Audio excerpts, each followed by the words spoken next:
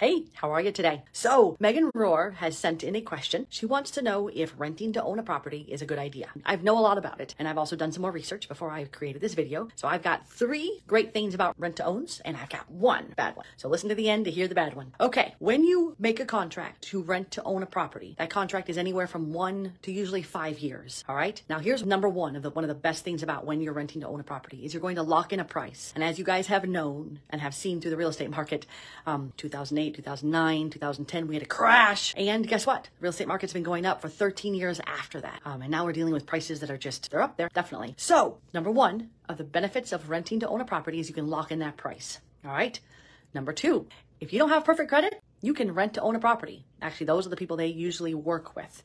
So that allows you to lock in a price and put on paper, negotiate a contract. And remember, everything is negotiable, okay? Sometimes it's even hard for me to try to negotiate because here in America, you just don't. But when I lived in India, everything's negotiable. You negotiate for everything. So I have to keep reminding myself, negotiate, negotiate, negotiate. Telling you, negotiate, negotiate, negotiate. Keep asking, hey, is there a better price? Could you take 10% off? Now I've kind of gone off topic, but let's get back on topic. All right. So one more thing, the number 3 about one of the benefits of renting to own a property is you're going to lock in some equity. Most of the contracts that are written for rent to own properties put part of your payment towards the equity of the property. So after 1, 2, 3, up to 5 years of that agreement, you now have got, a couple $1,000s, maybe even a little bit more tucked away of your payments that it's going to go towards your purchase price. So remember, negotiate. When you're renting to own, you can lock in a price. It helps when your credit's not that good, and that gives you that time frame to get your credit improved.